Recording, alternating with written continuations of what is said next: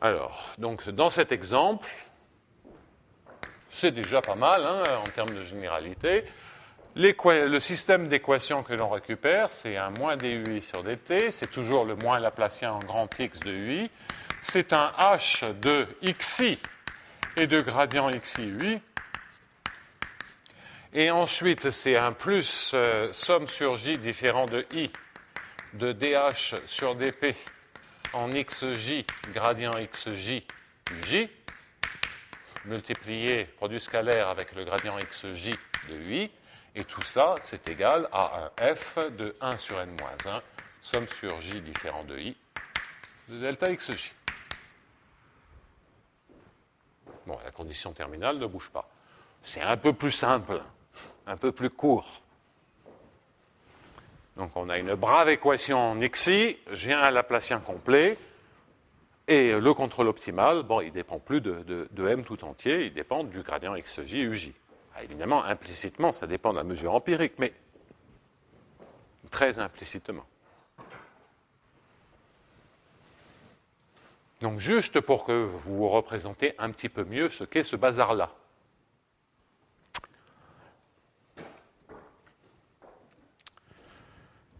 Alors, sur ce système d'équations ou sur celui-ci, ça, c'est quelque chose de formel. C'est-à-dire, si on prend des feedbacks qui sont, disons, continus, alors, si c'est un point de Nash, ça vérifie ces équations-là. Et si on sait que le critère optimal est régulier, si on a une solution régulière de ça, alors le alpha i qui est dh sur dp est effectivement un point de Nash. Donc, si on a des solutions régulières de cette équation, il n'y a pas de problème. Donc, lorsque on peut bien résoudre ce problème-là, effectivement, ce sont des points de Nash. C'est ça qu'ont démontré Bensoussan et Fraise. Ensuite, ils ont réfléchi à quel type de situation, parce qu'ils avaient des jeux beaucoup plus généraux, avec des critères absolument quelconques à un joueur. Quels sont le type d'hypothèses techniques qui assurent qu'il existe une solution régulière de ce système d'équations. Bon, alors ça, c'est une sale affaire. On peut effectivement ici faire des choses beaucoup plus, comme on a une structure très particulière, on peut faire des choses plus générales que ce qu'ils avaient fait, mais je ne veux pas m'éterniser là-dessus, c'est ultra technique. Donc, les faits. Donc, point de Nash avec feedback équivalent à ce système, OK, si solution régulière. Donc, c'est ce que je viens de dire. Ça, c'est le premier point. Le deuxième point, c'est qu'il y a unicité de solutions régulières.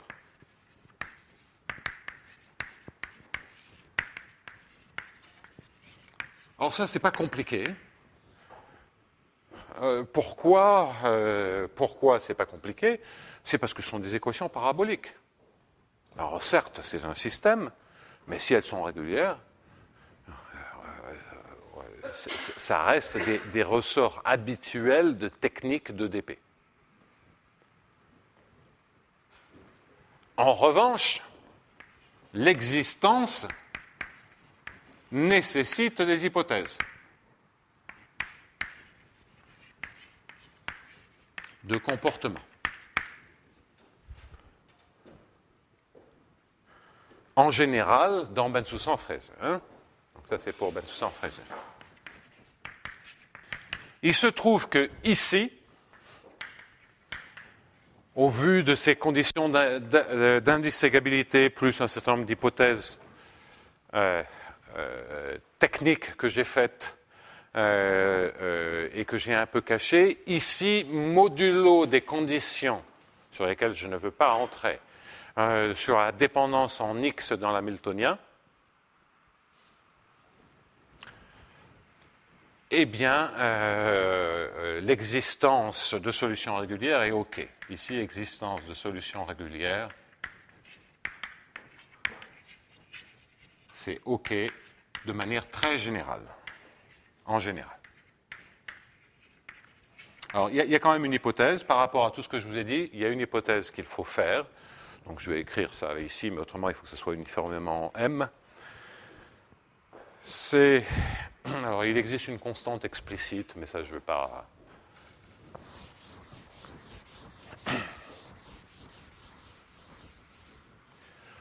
Bon, en général, il faut une hypothèse. Il y a une hypothèse de croissance de dH sur dx par rapport à non pas à h carré. Donc il faut que dH sur dx scalaire p soit dominé par h carré.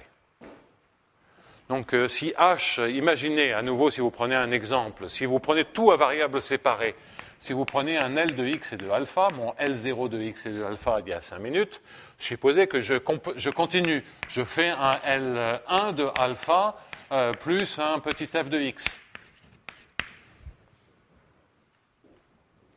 Eh bien, le h de x et de p qu'il y avait malheureusement sur le tableau que je viens d'effacer, eh bien c'est le sup de alpha scalaire p moins L1 de alpha, qui est un h de p, moins f de x. Bon, ça fait beaucoup de parenthèses.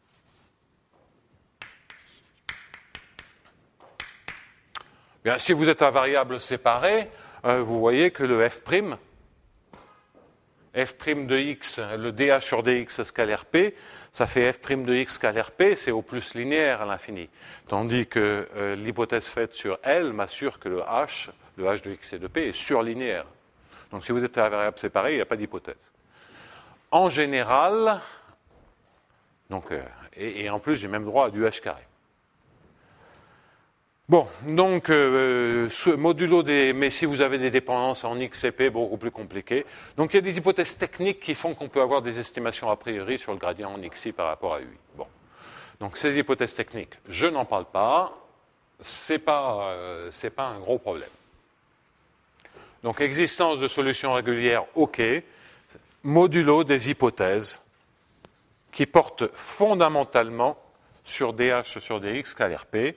Et par exemple, l'exemple l'exemple qui est ici d'un L de x de alpha et de m qui est donné par, je répète ce que j'ai dit il y a un instant, par un L1 de alpha plus un f de x plus un f de m, donc toutes les variables séparées, eh bien dans ce cas-là, il y a existence et unicité de solutions régulières.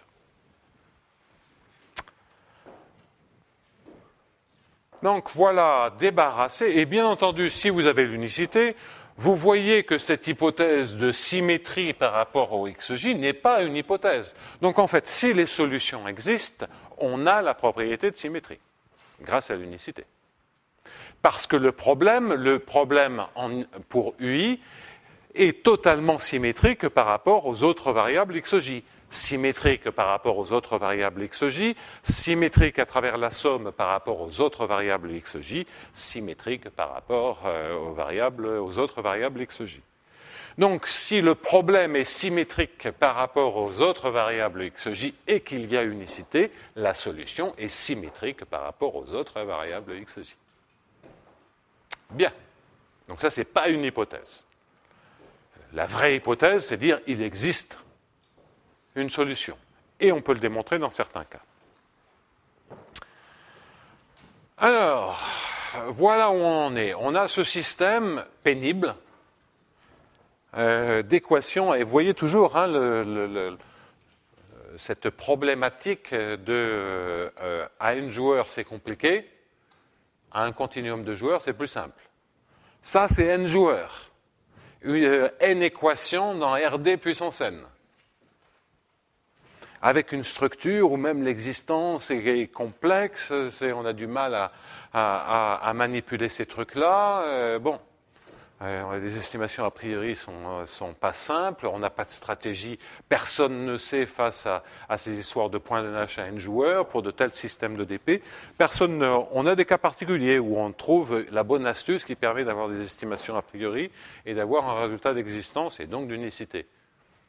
Et puis on a une autre situation, comme celle-ci, on a une autre technique. On n'a pas de compréhension globale de ces trucs-là. Bien. Et même, je dirais, dans le cas symétrique, bon, ben, j'ai une technique qui marche, je ne sais pas. En revanche, on passe au continuum et on a deux équations dans RD. C'est quand même beaucoup plus simple. Donc ça, ce n'est pas résoluble numériquement. Hein, dès qu'on est à deux joueurs, ce n'est pas résoluble numériquement. Hein, des équations dans R6, c'est vraiment limite. Donc, et ça, en revanche, c'est deux équations dans RD. En revanche, ça fait beaucoup d'en revanche. Puis la revanche d'une revanche, qu'est-ce que c'est? Alors donc, il y a quand même quelque chose qui doit commencer, parmi beaucoup d'autres choses qui vous laissent un peu sceptique. Il y a en tout cas une chose qui saute aux yeux. C'est qu'il y a un rapport, je vous ai annoncé, et normalement ça devrait être le cas, qu'il y a un rapport entre ce système qui est ici et un système qui est là. Alors qu'il y a un rapport entre les UI et le U qui est là-bas, on peut l'imaginer. Ça a à peu près la même gueule, l'équation. Mais le M, d'où il sort? Il n'y a pas de M, là. Alors le M, il est implicite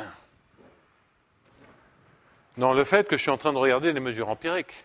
Mais j'ai nulle part dit que mes joueurs étaient distribués initialement suivant une loi M0. Nulle part. Quand j'écris ça, je ne dis rien. Je pars de n'importe quel point. Et là, implicitement, je suis en train de dire que M0, c'est ma distribution initiale de joueurs. Alors, comment on va réconcilier tout ça? Ça va se faire en deux étapes. La première étape, donc c'est le deuxième point que j'aborde maintenant, la première étape, c'est de ne rien supposer sur la distribution initiale des joueurs. C'est donc d'avoir une équation, un master equation, qui incorpore toutes les équations pour toutes les distributions initiales. Et ensuite, une fois que j'aurai spécifié une répartition initiale des joueurs, on comprendra pourquoi les MFG sortent. Alors ça, je vous en avais déjà parlé il y a 2 ans de ces équations-là, et je vous avais expliqué pourquoi il était naturel de supposer, et on arrive à le démontrer dans certains cas, comme par exemple en temps petit ou dans des situations très particulières à variables séparées avec des Hamiltoniens qui sont au plus linéaires à l'infini. Bon, bref. Donc, je fais une hypothèse qui est OK dans des cas si t est petit, ou qui est OK aussi dans des cas particuliers de H. En général, c'est une estimation dure que je ne sais pas démontrer dans le cas général. Donc, comme hypothèse, je vais écrire l'hypothèse suivante, qui est que le DUI sur dxj, le gradient xj par rapport à de UI pour I différent de J, est majoré par une constante qui ne dépend de rien du tout, divisée par n. C'est très naturel. C'est très naturel. Regardez la condition finale. Bien, la dérivée par rapport à xj, c'est toujours à dépendance faible par rapport à chacun des joueurs autres que soi-même. Eh bien, c'est naturellement du 1 sur n. Et ensuite, chaque fois que du xj apparaît dans les équations, il y a toujours un facteur 1 sur n qui apparaît. Alors, il faut un peu plus travailler sur cette somme, et en fait, on ne peut pas démontrer, même dans les cas particuliers, démontrer ceci sans aussi examiner les dérivées secondes. Donc, je ne vais pas du tout rentrer là-dedans, c'est ultra technique, et en plus, pour moi, ce n'est pas quelque chose que à nouveau, c'est toujours le bazar avec ces systèmes comme ceci, c'est que les estimations a priori sont très très dures à obtenir. Donc, bon. J'ai des cas particuliers assez généraux, le temps petit, qui montrent que ceci est naturel comme hypothèse. Le cadre absolument général, je ne sais pas. Problème ouvert. Mais c'est fondamentalement correct. Ça, c'est parce qu'on est en dynamique, parce qu'on a des Laplaciens, on a tout un tas, c'est compliqué. Et ces systèmes sont très difficiles à manipuler. Bon, ça, en fait, j'en avais déjà parlé de ce bazar-là il y a 2 ans. Mais après, c'est qu'est-ce qu'on en fait? Donc, je passe au point 2, qui est n tend vers l'infini, l'équation sur RD, 3P de RD. Ben oui. De par l'unicité de ces hypothèses, de voir le système et grâce aux propriétés de symétrie, non seulement on a la symétrie par rapport à XJ de par l'unicité, mais on a aussi que l'interéchangibilité, donc les joueurs sont indistinguables. Eh bien, on a que le UI de grand X et de T, il va converger quand n tend vers l'infini, puisqu'on a des hypothèses et... excusez-moi, j'ai une hypothèse que j'ai oublié de mettre, c'est que son propre gradient est borné. Comme ça, j'ai l'équicontinuité. Donc, à des sous-suites près, c'est les résultats de l'an dernier, à une sous-suite près, extraction de sous-suite, je peux supposer que UI de x et de t, et puis de par l'indistinguabilité, ceci converge quand n tend vers l'infini vers une fonction grand U de petit xi, de m et de t, où les xi varient dans Rd, et le m varie dans P2. Et en fait, du fait que c'est C sur n, c'est même une fonction qui est continue sur P1, mais enfin bon, peu importe. C'est même continu pour la distance 1. C'est encore mieux que P2. Et l'unicité au niveau n et l'indistinguabilité assurent automatiquement que c'est la même fonction de xi pour tous les i. Et donc on va essayer de décrire. Alors maintenant, quel problème on a? On a le problème de passer à la limite dans une EDP en dimension finie avec des propriétés de symétrie, quand la dimension tend vers plus infini. C'est ce qu'on a fait pendant plusieurs semaines. Alors, on va y aller. Maintenant, on sait faire ça à vue. Le moins dui sur dt, ça devient un moins du sur dt. Ça, c'est pas le plus dur. Sur le Laplacien. Alors, le Laplacien, c'est que là, il y en a 2 de Laplacien. Il y a le Laplacien en xi. Celui-là, il est toujours là. Et de xi, je l'appelle petit x maintenant. C'est un joueur générique. Donc c'est un moins Laplacien petit x de grand U. Et j'ai la somme par rapport aux variables symétriques. J'ai la somme sur les j de différents de i, des Laplaciens en xj de ui. Et ça, on sait ce que ça donne. Je vais prendre l'équation en m. Eh bien, ça nous donne un plus du sur dm appliqué à moins 1,5 de Laplacien m. C'est la limite de l'équation de la chaleur, qu'on peut réécrire sur l'espace de proba. Donc j'écris les choses version espace de probabilité. Hein. Donc ça, c'est la limite de tous les Laplaciens. Bien. Ensuite, le h, que fait-il? Eh bien, lui, il n'y a pas de problème, ça fait un h de petit x, du gradient par rapport à petit x de u, et puis de m. Ça, on le sait bien.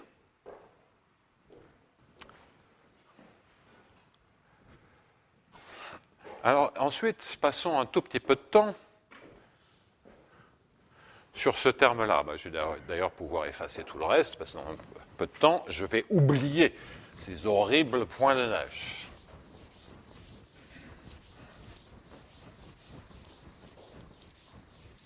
Et donc, j'ai un seul terme qui me manque avant de pouvoir finalement écrire égal à 0. Donc là, j'aurai les MFG, et là, j'aurai l'équation, la vraie équation de MFG. Mais enfin, bon, peu importe. Et puis, si vous aviez des corrélations, vous auriez d'autres termes de Laplacien, et vous auriez un autre terme, mais c'est exactement la même chose. Vous auriez cette équation en dimension infinie. Après, comment on l'interprète, c'est ça qui nécessite du développement. Autrement, travailler avec des corrélations, c'est la même chose. Alors, ce terme-là, regardons-le bien. Essayons de le simplifier un peu. Donc ça, ça ressemble... ce sont des limites que l'on a déjà faites. Hein, c'est du dH sur dp avec un drift. Un xj, un gradient xj. Oh, là, je peux mettre directement mon u. Hein, c'est gradient x de u, de x et de m au point xjm. Et puis, à la fin, j'ai m.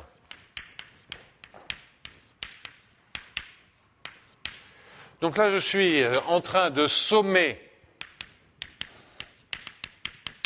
un b de xj, scalaire, gradient xj, ui. Et c'est précisément ce qui correspond au transport de mesure par le champ de vecteur B.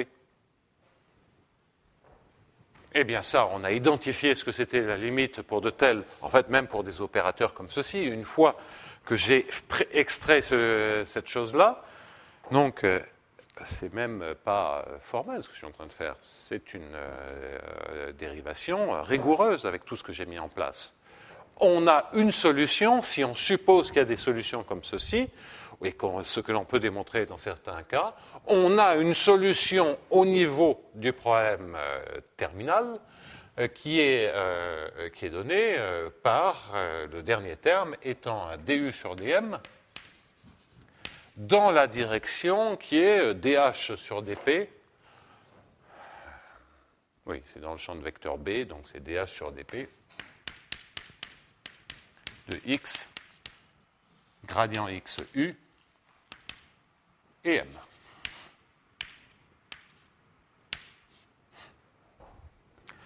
Alors, c'est une cochonnerie, cette équation. Hein? Elle est atrocement non linéaire. Parce qu'il y a de la non-linéarité par rapport à x, mais vous voyez que vous êtes en train de prendre la dérivée par rapport à m dans une direction qui dépend de la dérivée par rapport à x. Donc ça, c'est une écriture que je qualifierais d'extrêmement abstraite du système. Et en fait, d'une certaine manière, c'est ça, la vraie équation de Milfilgen. Hein. C'est celle qui contient tout. Et c'est celle sur laquelle vous pouvez maintenant compliquer comme vous en avez envie avec des tas d'autres objets, des corrélations, des contrôles partout, etc. Ce sera le même principe d'obtention. Plusieurs espèces, etc., etc. C'est systématique. Après, la véritable question, c'est quand est-ce que vous pouvez redescendre à des équations en dimension finie. Soit directement, soit indirectement. Sans corrélation, ça sera directement. Avec corrélation, ça sera indirectement à travers des problèmes de contrôle d'équations dérivées partielles stochastiques. Alors,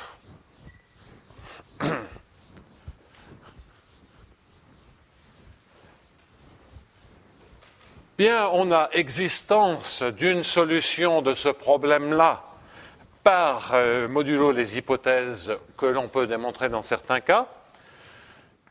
Existence, il y a toujours, ça c'est quand n tend vers l'infini avec hypothèse.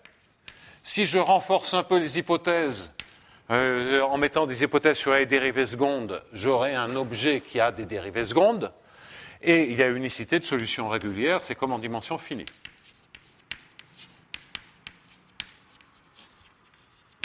Et attention, je veux faire une observation qui est très importante, c'est que ça, c'est un opérateur, cette partie-là de l'équation jusqu'ici est une équation, je répète bien, hein, c'est une équation sur RD croît les mesures.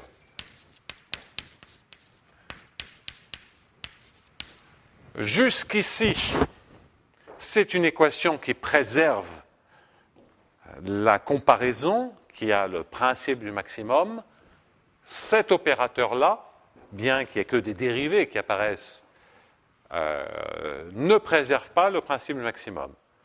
Dire que ça préserve le principe du maximum, c'est grosso modo pouvoir comparer des dérivés. Et là, il y a un vrai problème en ce qui concerne ceci, parce que l'opération du sur dm regarde tout le champ de vecteurs. Elle regarde le champ de vecteurs complet, alors que si vous prenez un point de maximum et vous n'avez une information d'identité des gradients, dire que le gradient s'annule, par exemple, ben vous l'avez en un point. Tandis que là, vous êtes en train de regarder globalement le champ de vecteurs comme fonction de x partout. Et donc, il n'y a pas de principe du maximum. Il n'y a pas de principe de comparaison. Bon, c'est pas évident à première vue, mais il n'y a pas de principe du maximum sur un système que l'on va extraire de cette équation-là. Donc, il ne peut pas y avoir de principe du maximum pour l'équation globale.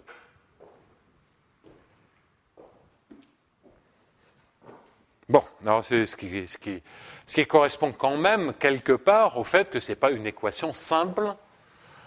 Donc si on travaille bien en dimension finie avec ces hypothèses, bon, on va avoir une solution régulière, on a unicité, tout se passe bien. Mais je vais vous comprendre la mécanique de la manière dont on obtient le système et pas m'attarder sur des considérations très lourdes du point de vue technique. Donc ça, c'est la fin du deuxième point. Voilà comment, avec tout ce que l'on a mis en place, ce module des hypothèses, et je le répète une 10e fois, que l'on peut démontrer dans certains cas, eh bien, voilà comment on obtient non pas le système cible, mais une équation abstraite sur les positions et les mesures de probabilité. Et le troisième point que je vais aborder, c'est comprendre, pour lequel on a de l'existence modulo des hypothèses dont j'ai parlé, ou même si ce n'est pas un problème, entre guillemets, simple, abordable par les techniques de solution de viscosité parce qu'il n'y a pas de principe du maximum, il y a quand même unicité des solutions régulières parce que c'est un problème d'évolution. Alors, je n'ai pas donné, et pardonnez-moi, la condition terminale, mais évidemment, U à l'instant t égale grand T est donné précisément par V de x et de m. Voilà pourquoi j'ai corrigé ce que je vous ai dit tout à l'heure. J'avais commencé un V de x et j'ai mis un V de x et de m, parce que je récupère un U de x et de m, et c'est donc naturel de dire que U est donné comme fonction de x et de m à l'instant final. C'est ça la bonne structure.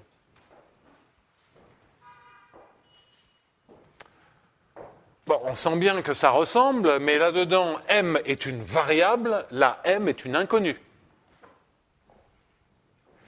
Dans le système abstrait, m est une variable, comme x. Dans le modèle de jeu à champ moyen, c'est la deuxième moitié des inconnus. Donc, comment passe-t-on de MFG à MFG? Donc, de MFG à MFG.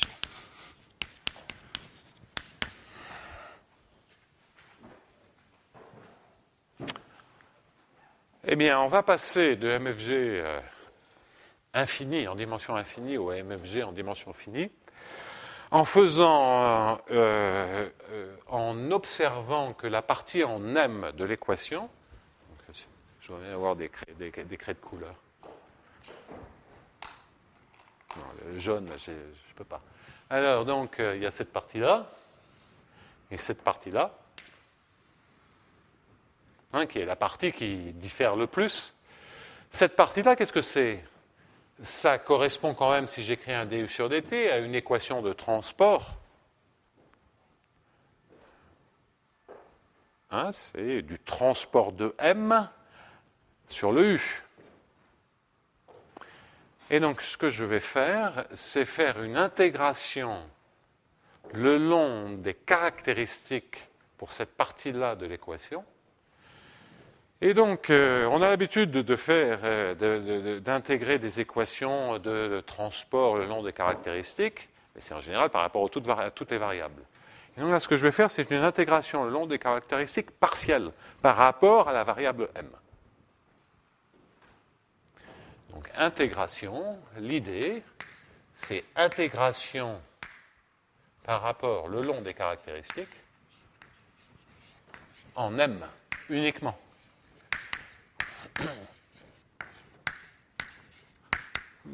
Il y a d'autres situations où on peut faire ça. C'est une idée un peu tordue, hein, mais dont on peut se servir ailleurs. Pour réduire le nombre de variables si d'aventure on a une structure déterministe par rapport aux variables. C'est une technique de réduction de dimension. Alors, qu'est-ce que ça veut dire? Donc, normalement, quand vous faites l'intégration le long de caractéristiques, de quoi s'agit-il? Il s'agit de dire qu'au lieu de résoudre un df sur dt plus un df sur dy, je vais changer de notation, fois un certain champ de vecteurs b de y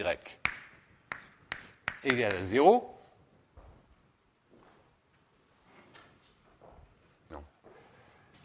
Je vais mettre un moins ici. Eh bien, vous résolvez y point égale b de y, vous regardez la caractéristique, on va bien voir le signe, et vous regardez ensuite f de y de t et de t, le long de la caractéristique, c'est y de t. Eh bien, si vous prenez maintenant la dérivée de ceci, donc c'est un plus, eh bien, si vous regardez la dérivée de ceci, hein, je fais simple, cela vous fait un df sur dt, au point qu'il faut, plus un df sur dy, scalaire y point qui est b de y. Et donc ça fait 0.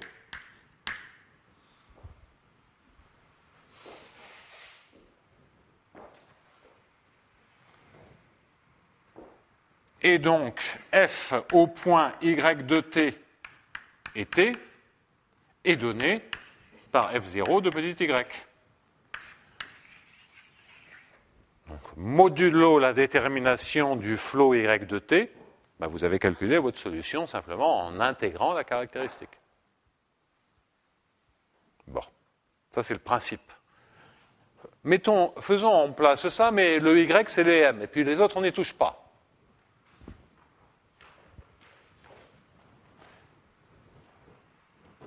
Intégrer le long des caractéristiques, c'est regarder quelle équation? C'est regarder, donc je définis la caractéristique. dm sur dt, vous voyez quel est l'opérateur? Ben, je suis, hein, moins 1,5 de Laplacien m.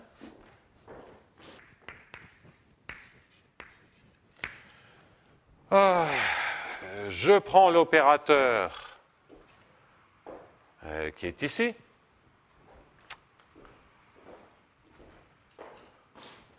Donc plus divergence de dh sur dp.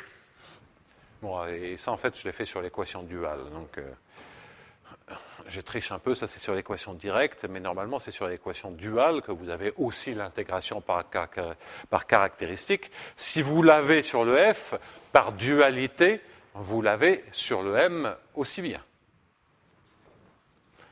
Que suis-je en train de dire? Parce que c'est pas d'où mon trouble sur le signe.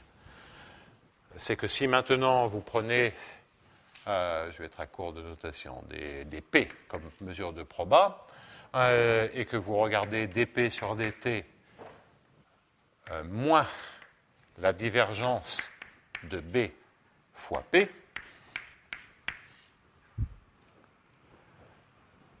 ce que vous avez fait précédemment, par dualité, vous voyez bien que d sur dt de l'intégrale de PF est égal à 0.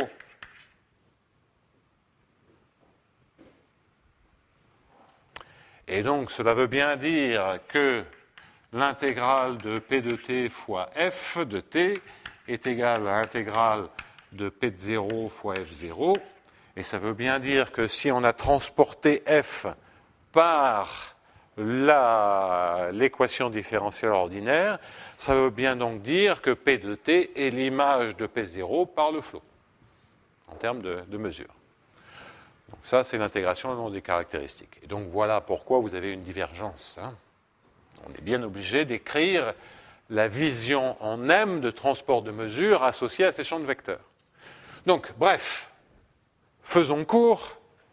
Ça, c'est les idées générales pour une équation linéaire, bien sûr, de manipulation de caractéristiques et d'un champ de vecteurs, donc des choses totalement élémentaires, le système dynamique.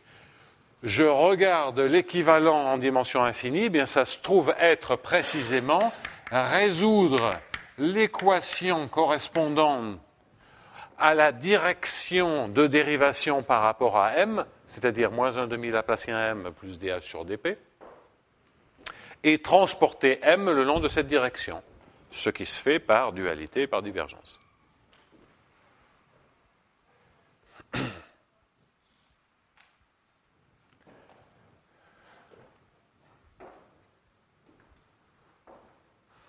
J'ai un problème de signe là-dedans. Donc c'est un plus, moins, bon. Ces histoires de signes avec les divergences, c'est redoutable.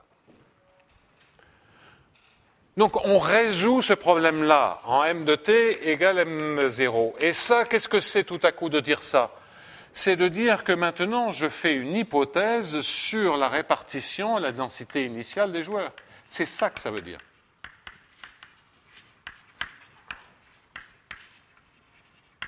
Oh, mais c'est un gradient U. C'est un gradient XU. Et là-dedans, il y a du M aussi. Hein. Dans ce gradient XU, il y a dans ce gradient XU, il y a un X et du M. Et c'est par rapport à M qu'on résout. Hein. Donc c'est une équation non linéaire. Hein. Donc il y a du M dans le dH sur dP, il y a du M dans le grand U. Et cela, ça commence à ressembler à cette équation-là.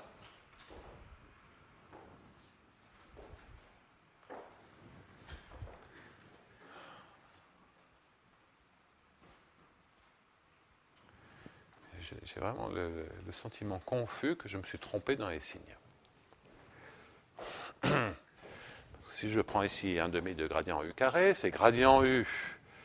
Donc ça fait un B qui est comme du gradient U. Et donc si je prends, pardonnez-moi, depuis le début, j'ai une erreur de signe. Et là, ça ne collait pas. J'étais en train de tourner autour du pot, mais ça ne collait pas. Là, j'ai un moins. Qui est également ici. Parce que ça, c'est le champ de vecteur, et lorsque je transporte la mesure par le champ de vecteur, je prends évidemment la moins divergence du champ de vecteur fois m. Bon, ça, c'est vraiment pas le problème. Donc, ça commence à ressembler, mais on n'est pas arrivé au bout de nos peines. Nous ne sommes pas arrivés au bout de nos peines parce que j'ai toujours un grand U et que je voudrais un petit U. Mais enfin, on a d'une part un bout d'équation qui ressemble à des petits U, et là on se dit, tiens, on introduit une caractéristique, ça pourra peut-être ressembler à quelque chose. Et donc là, ça me fait un M de T. U étant donné, ça me fait un M de T.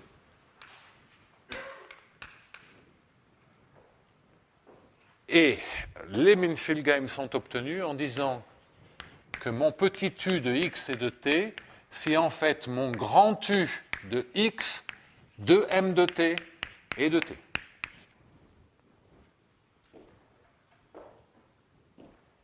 Auquel cas, dans le gradient en x de grand U, je vais pouvoir remplacer ça par le gradient x de petit u. De sorte que l'équation en m sera pile celle que je veux.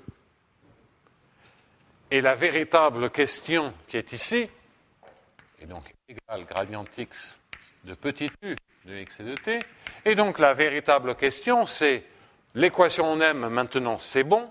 C'est pourquoi ce bazar-là, effectivement, résout cette équation. Comme vous allez voir, ça a été fait pour. Faisons le calcul tranquillement. Je dois écrire moins des grands U sur dt. Le moins des grands U sur dt, ça me fait un moins du sur dt. je vais plutôt écrire moins du sur dt, moins 1 demi de Laplacien en xu. Je vais écrire ce que je veux. Je vais essayer de vérifier que ça marche.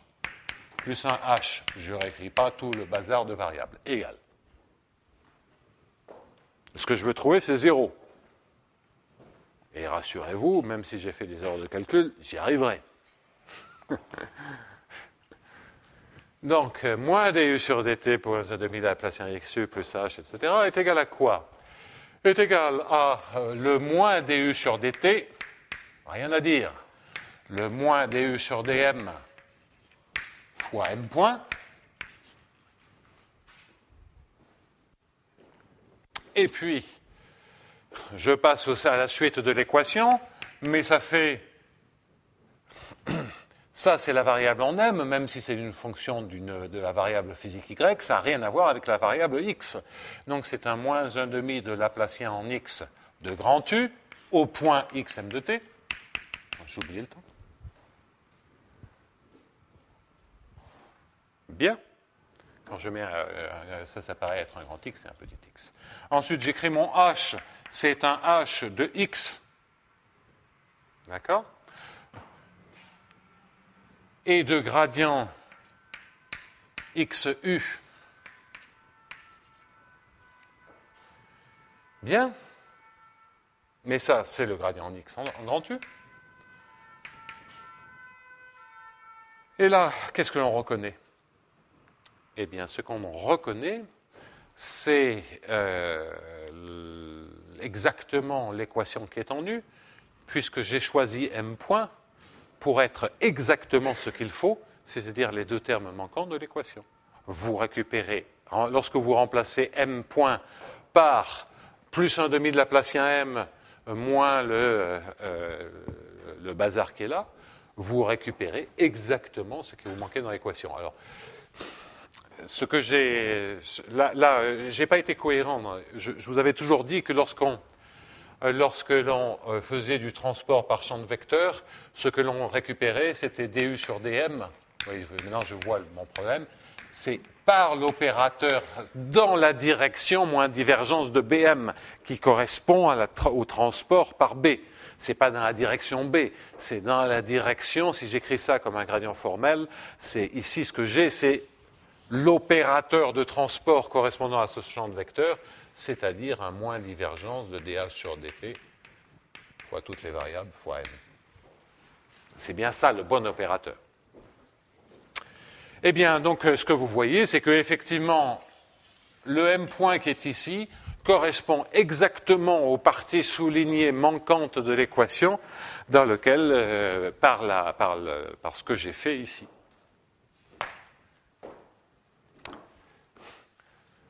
Ici, je n'ai pas mis le m de t, mais tout ceci se passe en m de t. Hein. Lorsque j'écris le h qui est ici, de quel h s'agit-il? C'est bien du h de x de gradient xu et de m de t. Pour ce m de t-là. Maintenant, vu comme la fonction, l'autre partie des inconnus. Et donc ici, lorsque vous avez grand x de u, qu'on comprenne bien, que vous voyez bien que je ne vous ai pas escroqué au passage, c'est un u de x, qu'est-ce qu'il me reste? Oui, et de m de t. Bon, ça c'est correct, c'est fait pour, parce que c'est le même gradient en x, et puis ici, ce que vous avez, c'est toujours le m de t qui est là. Et tout ceci est égal à 0 parce que vous obtenez l'équation MFG qui est ici, qui est l'équation MFG sur U, MFG sur U, le long qui est écrite pour quelle? Pour des x et pour m égale m de t. C'est-à-dire qu'on écrit bien l'équation le long de la caractéristique partielle. Cette équation, elle est vraie pour tous les m. Si je la restreins au m de t et que je prends la trace sur cette caractéristique, j'obtiens effectivement ce système. Et si je prends maintenant ce système pour tous les m0, je suis en train de strier mon espace de proba par toutes ces courbes d'intégration de m, je récupère évidemment toute l'information sur le grand U. Ce qui se passe, c'est que pour une mesure donnée, je ne suis pas obligé de résoudre toute l'équation dans l'espace de proba. Je peux reprojeter tout ça en dimension finie. Ça, c'est vrai parce que les browniens sont indépendants. S'il y a des corrélations, tout est mélangé. Donc, c'est un passage, mais ce passage présente l'intérêt de pouvoir traiter les corrélations. C'est un passage par l'abstrait, mais je vous ai donné, maintenant on a un tableau complètement cohérent, dans le sens où, à part les hypothèses sur les gradients que l'on sait obtenir dans un certain nombre de situations, mais alors bon, des pages et des pages de démonstration, techniques, d'estimation a priori technique, donc ça je passe dessus. Eh bien, vous voyez maintenant comment tout ce qu'on a mis en place, même si j'y ai passé beaucoup de temps à écrire, on regarde un système d'EDP dans RD puissance n, paf, on peut l'écrire en dimension infinie, on intègre par partie le nom des caractéristiques, on a MFG. Ça, c'est la voie, entre guillemets, royale, abstraite, dans laquelle on n'a pas de souci à se faire. Alors, comme toujours, il y a des raccourcis possibles dans les cas avec corrélation. C'est d'ailleurs même vrai lorsque les gens regardent des processus en interaction, ils n'écrivent pas forcément les hiérarchies, ce qui est vraiment l'équation en dimension infinie.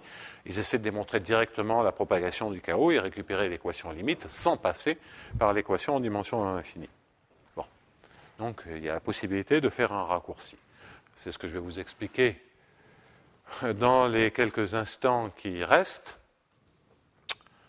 Voilà comment, effectivement, à partir des équations de point de Nash en dimension finie, quand n tend vers l'infini, on récupère cette équation en dimension infinie, et qu'en intégrant le long de la caractéristique en M, en observant que ici, j'ai par rapport au deuxième paquet de variables un simple transport, voilà comment on récupère ce système couplé qui contient toutes ces informations de point de Nash pour un continuum de joueurs. Bien. Alors, quatrième point, et là j'en parle pas plus que ça.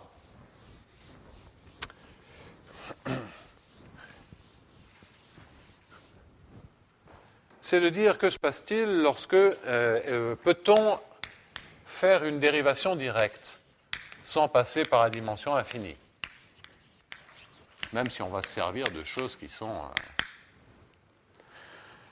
Il faudrait que je réécrive les équations. Non.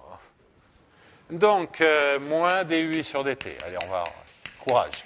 Moins 1,5 de Laplacien en grand X de ui, plus un h de xi, gradient xi ui, et puis le 1 sur n-1 et la somme de masse de Dirac, je ne l'écris pas. Il y est dans le h. Moins le somme sur j, différent de i, qui était un plus d'ailleurs, dh sur dp, de xj, gradient xj uj, le même bazar, multiplié par gradient xj ui, égale à 0. Waouh, c'est fait. Et ui en p égale grand T égale v de xi et du bazar. Chaque fois qu'il y a le tiré, ça veut dire 1 sur n-1, somme sur j différent de i, de delta xj, si on regarde en i. Et là, c'est une somme sur tous les cas différents de j. Bon. Si je veux faire une déduction directe, il faut que je rentre du m. Là, il n'y a pas de m. Donc, il va falloir que je fasse une hypothèse sur les positions des joueurs. Ce qui voudrait dire que je regarde un problème de contrôle stochastique dans lequel les positions initiales sont probabilisées. Alors, comment ça marche de faire ceci par rapport à un système de DP? Bien, c'est simplement d'intégrer le long par rapport à ces mesures. Bien. Alors, que vais-je faire? Eh bien, je vais dire, mes joueurs, maintenant, sont disposés initialement, et puis si on veut vraiment faire simple, là on suppose qu'il n'y a pas de corrélation initiale, sinon on pourrait gérer les corrélations, c'est vraiment pas un problème. C'est du transport, après c'est du transport des poids, donc ça c'est facile. Donc mes joueurs sont distribués initialement de manière indépendante suivant la loi M0, c'est-à-dire que on a une densité de probabilité initiale qui est le produit de I égale 1 à N de M0 de XI.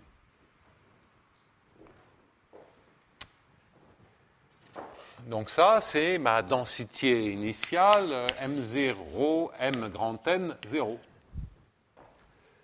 Maintenant, on a des dynamiques. Quelle est la densité par rapport à aux contrôles optimaux? Quelle est la densité des joueurs à l'instant T, une fois qu'ils choisissent les stratégies équilibre de Nash? Eh bien, ça, c'est du Fokker-Planck. Donc, les densités sont transportées, la densité est transportée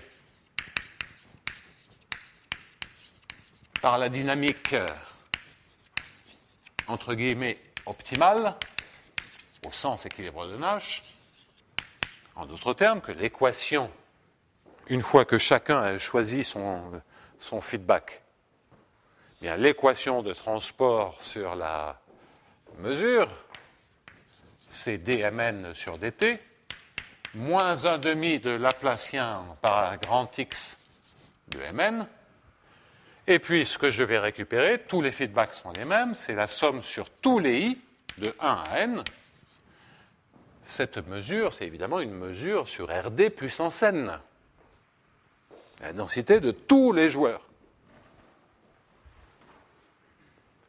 C'est moins la somme sur le I égale 1 à N de la divergence par rapport à XI de DH sur DP en XI gradient XI 8 et le bazar fois Mn.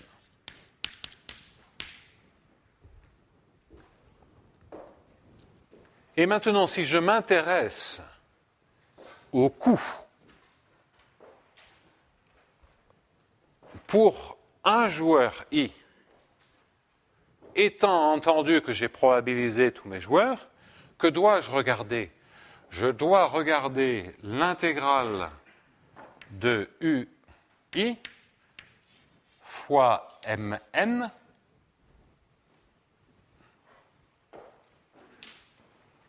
non, c'est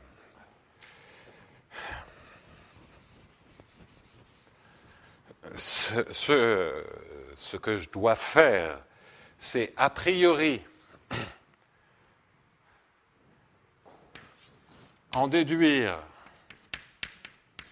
Donc, étant donné le IM joueur, je veux éliminer sa position. Donc, je vais regarder l'intégrale de Mn dxi.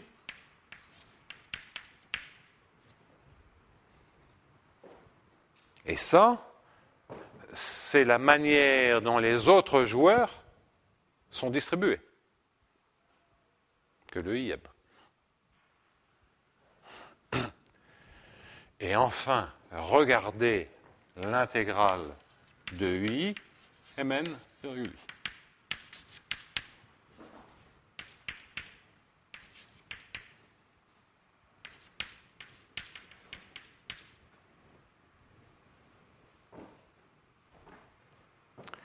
Eh bien, a priori, c'est cet objet-là qui doit tendre, quand n tend vers l'infini, qui doit tendre vers mon U de xi et de t. Ou U, vérifier le mean field guide.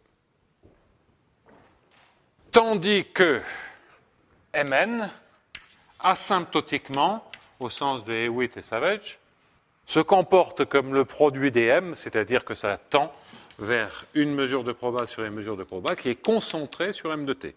Ça veut dire qu'il y a propagation du chaos, ça veut dire que des instants ultérieurs, fondamentalement, tout se passe comme si les joueurs étaient distribués indépendamment les uns des autres, asymptotiquement c'est vrai, distribués indépendamment les uns des autres, avec la loi M de t.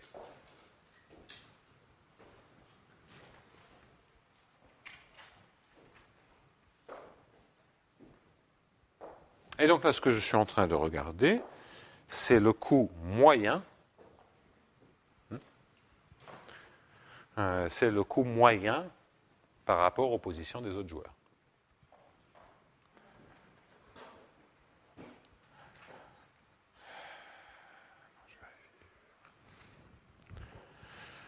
Bon, alors ce faisant, que se passe-t-il? Le Mn virgule I, il se fait tard, et c'est vraiment pas, je trouve à la limite, c'est agréable parce que c'est un peu plus, on n'a pas besoin de passer par des équations de dimension infinie, mais le Mn virgule I, qu'est-ce qu'il me fait? Il me dit que si j'intègre par rapport à la variable xi, ça va me tuer la dépendance en xi qui est ici, c'est-à-dire que ici, je vais avoir une somme de j différent de i, et ici, je vais avoir une somme de j différent de i. Donc, ça, c'est intelligence.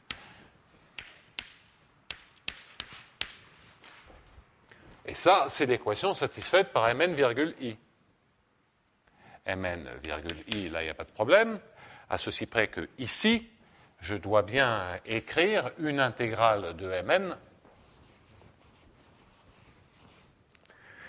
Je ne peux pas simplement écrire ceci.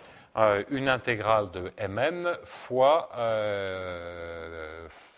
le dxi.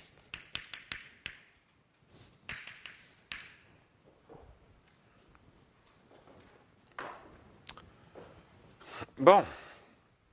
Alors, lorsque vous faites ceci et que vous intégrez contre Mn virgule I, vous voyez que ça va faire disparaître plein de termes.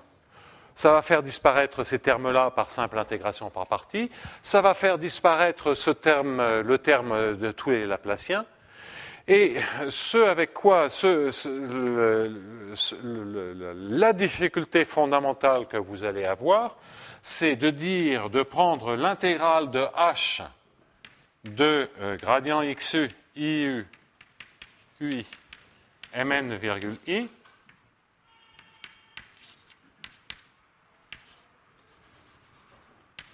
produit pour les j différents de i des xj. C'est ça, il y a deux difficultés, c'est comprendre ceci et comprendre pourquoi, lorsque je fais l'intégration, ça a été fait ça fait disparaître tous les termes différents de i, mais vous faites une moyenne à l'extérieur du h, alors que le résultat final, c'est un h du u, et j'ai dit que le u, c'était la limite de ce bazar-là. Ça, c'est l'investigabilité, et c'est donc l'intégrale est à l'intérieur du h. Donc, pourquoi ceci est asymptotiquement égal au h de l'intégrale de gradient de xi, donc c'est un gradient xi d'ailleurs, lui je peux le sortir, de l'intégrale de ui mni. Pourquoi j'ai le droit de faire passer l'intégrale à l'intérieur du h? Et ça, c'est ce que l'on a vu l'an dernier, c'est la dualité entre Hewitt et Savage et les résultats de fonctions continues. C'est que si on a effectivement cette propriété, c'était au sens qu'en n tend vers l'infini, on a une masse de Dirac qui apparaît, la variance tend vers 0.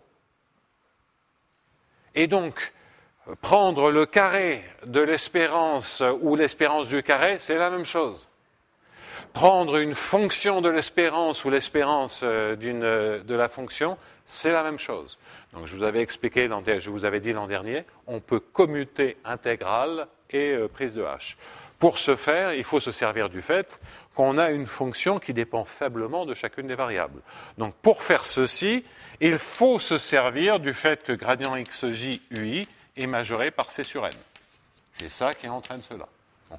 Je vous donne que les grandes lignes parce que j'en avais parlé il y a 2 ans et c'est simplement une relecture. Quant à la propriété qui est ici, d'où sort-elle?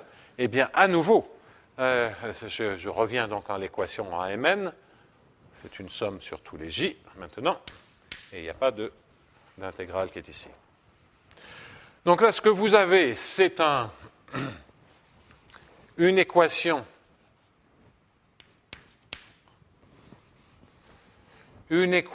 qui est dans laquelle vous superposez des diffusions et des transports dans chacune des directions, et que le fait que vous ayez un produit initialement serait automatiquement préservé.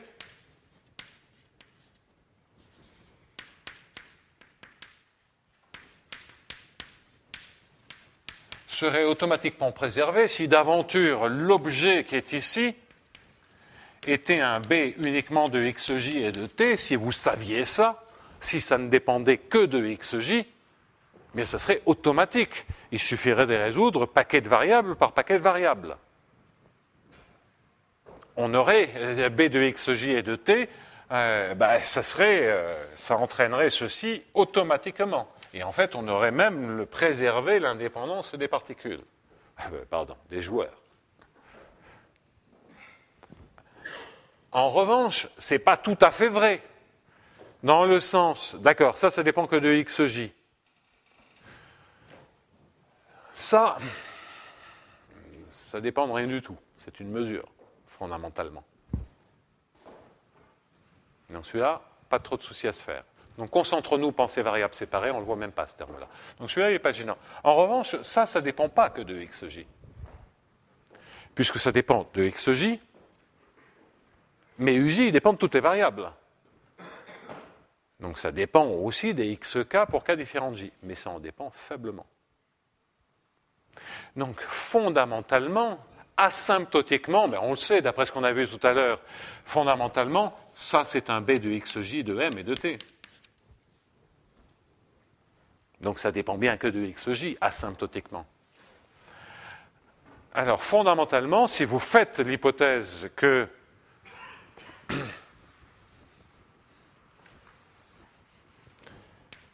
gradient xj, et je vais mettre la dérivée seconde en xj, xk, ce qui correspond à faire l'hypothèse ça donne le caractère ça donne des solutions régulières.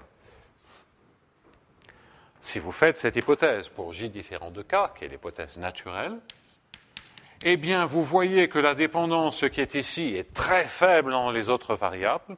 Donc, c'est comme si vous aviez un champ de vecteurs qui ne dépend que de xj. Si vous avez un champ de vecteurs qui ne dépend que de xj, vous avez la propagation du chaos. Si vous avez la propagation du chaos, vous pouvez, en intégrant, récupérer directement les équations de champ moyen. Alors, donc je vous avais déjà indiqué il y a 2 ans ce parcours, cette manière d'obtenir les équations de jeu à champ moyen. Je ne veux pas donner plus de détails aujourd'hui, mais je voulais signaler que c'est une démonstration plus rapide, qui ne passe pas par la dimension infinie, mais elle nécessite d'avoir encore plus d'informations sur les dérivées. Elle nécessite d'avoir cette hypothèse naturelle. Alors, à nouveau, je ne sais démontrer ceci, vous avez besoin que les gradients soient comme du C sur N, vous avez besoin que les dérivées secondes mixtes soient comme du C sur N carré. Alors ça, toujours pareil, on sait le démontrer si l'horizon est petit, et on sait le démontrer dans certains cas particuliers, mais en général, je ne sais pas, comme je ne sais déjà pas la première dans le cas absolument général. Mais voilà la structure qui fait qu'on doit s'attendre à ce qu'il y ait propagation du chaos. S'il y a propagation du chaos et que j'intègre par rapport aux positions des autres joueurs, je peux intégrer par rapport aux positions des autres joueurs, ça me tue toutes les dépendances en xj pour j différent de i, et pour la dépendance en xi, je peux faire rentrer l'intégrale dans le h parce que j'ai propagation du chaos. Parce que si j'ai propagation du chaos, ça veut dire que j'ai des joueurs indépendants, j'ai une loi des grands nombres, et que la variance donc tend vers 0. Si la variance tend vers 0, c'est que je peux commuter non-linéarité et intégration. Voilà le schéma, le raccourci possible. Alors évidemment, ça contient, c'est l'analogue du raccourci que vous avez lorsque vous voulez démontrer à partir de particules en interaction, que ce soit Vlasov, du Makin, des choses comme ça, lorsque vous voulez démontrer qu'il y a propagation du chaos et écrire une équation effective. En ceci près que ici, c'est encore plus compliqué, puisque la partie traditionnelle, elle est cachée là dans la propagation du chaos, et en plus, j'ai du U qui vérifie mes autres équations. Mais bon, qui peut le plus, peut le moins, et voilà pourquoi on peut effectivement étendre ce qui était fait. Alors, le point de vue abstrait, ça c'est une démonstration, on se raccroche un peu aux branches, hein. On essaie de contourner la difficulté en faisant l'intégration, etc. En fait, on est en train de faire ce que j'étais en train de faire de manière abstraite, mais de le faire de manière cachée. Donc, ce que je prétends, c'est maintenant qu'on a mis en place tout ce calcul, toutes ces EDP du point de vue abstrait, on a une manière systématique, et puis quand on peut redescendre, on redescend. Plutôt que d'essayer de le faire en douce. Voilà, surtout que c'est pas simple hein, non plus, il n'y a rien de très simple là-dedans. Moralité, donc voilà comment on obtient une équation générale en dimension infinie. Je vous l'ai écrite dans le cas avec des browniens indépendants. J'aurais pu rajouter le même brownien, j'aurais pu mettre des termes du contrôle ici, ça aurait été pareil, j'aurais eu une équation beaucoup plus compliquée. Voilà pourquoi, de cette équation en dimension infinie, on sait par intégration le long des caractéristiques partielles récupérer les équations dont je vous rebats les oreilles depuis 2 ans. Et maintenant, ce qu'il nous reste à faire, ce que je n'avais pas fait, puisqu'il y a 2 ans, on avait regardé des problèmes stationnaires, pas de DU sur DT. L'an dernier, on avait commencé à mettre en place l'écriture d'équations en dimension infinie, en faisant du calcul différentiel. C'était de définir les DU sur DM qui sont là. Ce que l'on a fini, c'est de comprendre ensuite des équations comme ceci, sans la partie en X, dans la première partie du cours. Aujourd'hui, je fais la transition de ces équations en dimension infinie vers les systèmes de jeu à champ moyen. Dans le cadre dynamique, il ne nous reste plus qu'à les étudier mathématiquement. Et on aura fait un tour. Et il ne reste plus que ça, et puis après il y a des extensions, puis après il y a des applications économiques. Donc je sens que je vais en parler quelques années. Hein. Bon. Sur ce, il est temps de s'arrêter parce qu'il est tard.